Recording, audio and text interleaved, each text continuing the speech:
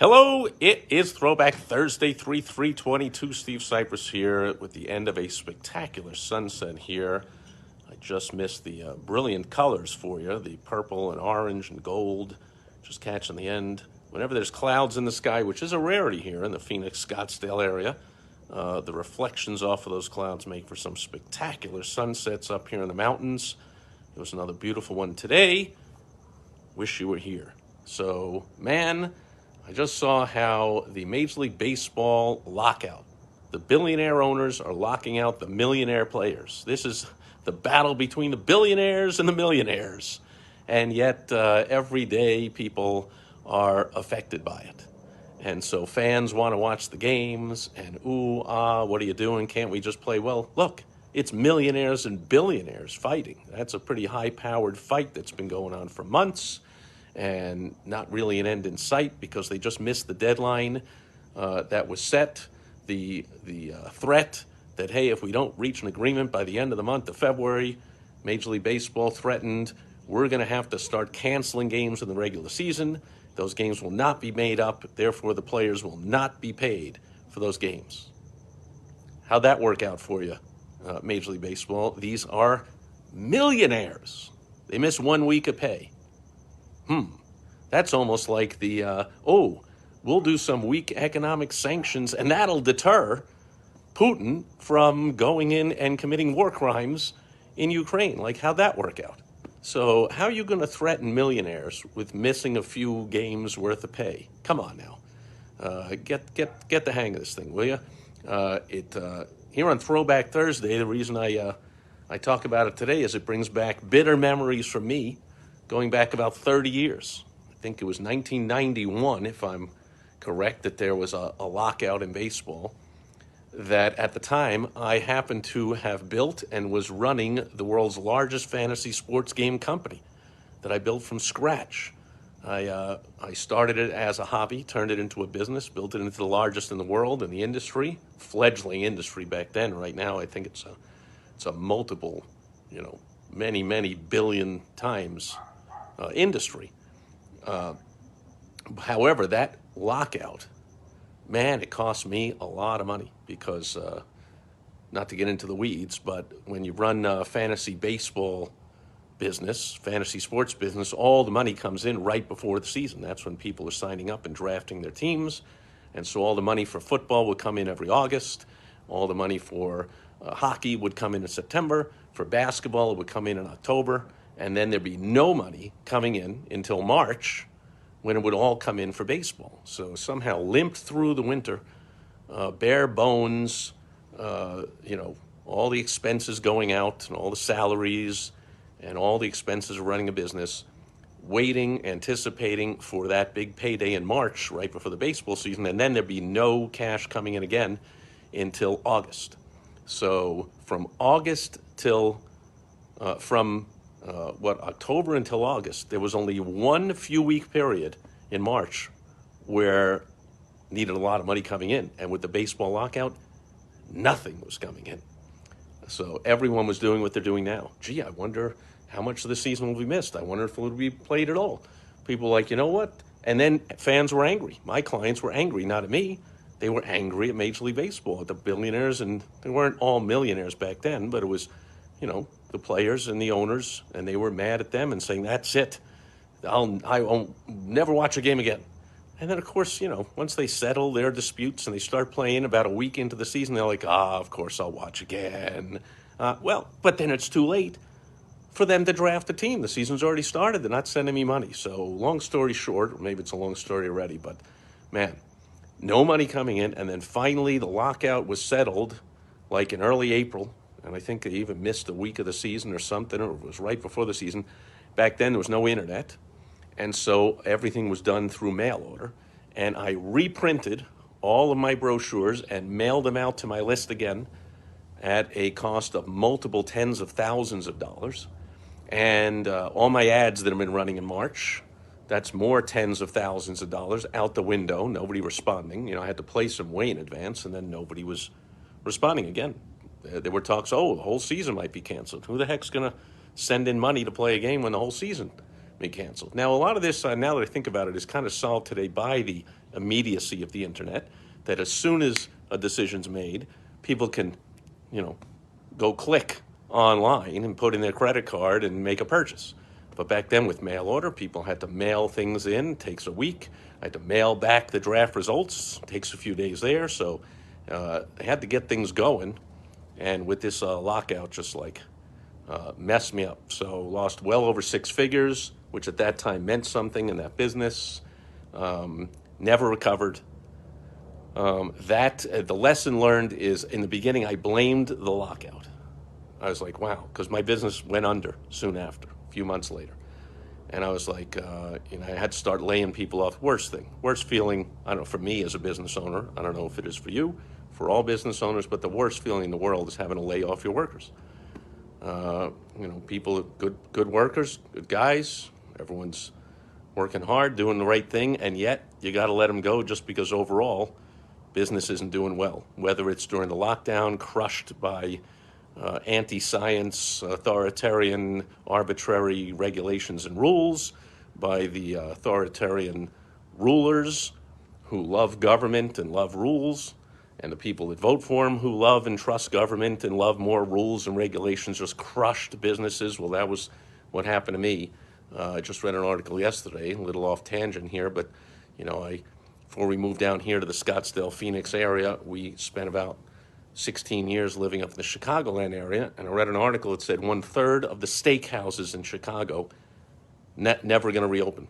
There were 52 steakhouses before the shutdown, the great Trump shutdown in early March, mid-March of 2020, and now there's only 37 left. So the original Morton Steakhouse location, not opening up again. Laurie's Prime Rib, not opening up again. Rosebud will open up again as an Italian restaurant, and they're going to change their name. Ruth's Chris Steakhouse, not opening up again. On and on and on. And restaurants changing their menu and losing money and on and on and on. So very similar with any business associated with Major League Baseball right now, and there's a lot of them. Okay, when I was in high school, one of my jobs when I was in high school, greatest job in the world for a kid, a sports fan, was I got a job as a vendor in Madison Square Garden, walking around the seats, selling beer and popcorn and ice cream and whatever. And of course, when there's a shutdown of games, well, all the vendors, all the ticket takers, all the cleanup crew, all the security people, everyone involved in Major League Baseball here in, again, Scottsdale, Phoenix area in March, there's supposed to be spring training. That brings in millions of dollars to the area and provides tons of jobs and tons of money, and there's businesses that depend on it, all kinds of bars and restaurants, then hotels that are jam-packed and full and making tons of money every March. Well, last March, no. And the March before, 2020, when Trump came out and did the great shutdown, the biggest mistake he ever made, in my opinion, they cut off spring training halfway through. Instead of a month, it was 2 weeks. That cost millions and millions of dollars and crushed businesses and employees of all those businesses, and not to mention just the fans that enjoy the game. So that's my thoughts here when I hear about another lockout. Memories of, I was saying how I used to blame it when people would say, wow, I had a multi-million-dollar business, the largest in the industry, went out of business after lockout, and I blamed it on the lockout. A lot of lessons here, but I learned later that I had a wise mentor that got me off of that crap. He just, by simply asking me one question, he said, wow, that is pretty bad. Did every single fantasy sports game company in the world go out of business a few months after that lockout? I was like, oh, stuck me with a knife and twisted it in. You're right. I had to look in the mirror. Obviously, it wasn't the lockout. Not every company went out of business. Mine did, because that just put pressure on the business, that six-figure loss in that month, and that just exposed some weaknesses in the business that I wasn't able to recover from. So a lot of lessons here, but the unfortunate one for Throwback Thursday is my memory and my thinking of how many businesses are going to get crushed now. Restaurants, for instance, around ballparks, especially here in spring training or in Florida, spring training areas that wait 11 months for March here to depend on that flow of the crowd before the game, after the game. Those bars and pubs and restaurants and hotels all around are full because people fly in. Giants fans fly in from San Francisco for a week every year, and Dodger fans fly in from L.A., and Cubs fans fly down from Chicago every year, and on and on and on. Hotels are losing all that money, restaurants, bars, again, not losing money, but losing the opportunity to make the money. On and on, and all the employees that depend on it and all their families. So how many of them will be crushed after 2 years? Restaurants and bars and pubs getting crushed. Talk about anti-science, authoritarian, arbitrary rules and regulations. Oh, you can open up. No, you can't. You can, you can't. Oh, you can open up at 50%. Oh, 25% capacity. I got news for you. Any restaurant that can open up at 25% capacity is soon to be bankrupt. So thanks a lot, authoritarian, anti-science, anti-small business, ridiculous business leaders. You think that you're throwing me a bone if I own a restaurant, that you allow me to open up at 25% capacity? I'll give you a hint. As a sales, marketing, advertising consultant to small business owners, restaurants who would look on a Friday night and be at 25% capacity, the first call they'd make is to me. Hey, I'm in trouble. I'm going to go out of business. Help me get more people in here. So thanks a lot, government. Or you can only eat outside. What BS was that? So on the sidewalks, restaurants built basically indoor restaurants on the sidewalk. Was that really outdoor dining? I mean, the whole thing was so much crap. But look how many restaurants crapped on for years. Now they're having trouble getting people to work. And now anyone that's around ballparks, or especially around these spring training areas in March right now, again, out of luck. So maybe some restaurants in this area said, man, if we can just somehow survive through this shutdown and make it to March of 2022, then we'll have all that money come in from when spring training happens, and now look what's happening. So anyway, I love small business. I love small business owners, and so I hate to see this, but it's the old saying, you live by the sword, you die by the sword. I knew that my business was dependent on the major league players, owners, teams, leagues. If there was no major league NFL, football, no business for me. No major league basketball, hockey, golf, college basketball. I started leagues in all the different sports, but if any one of them was not going to play, that was a problem for me. So anyone who makes their living being a vendor or running a restaurant near a ballpark or selling souvenirs or sweeping up the floors in the arena or anything like that, or any business like that.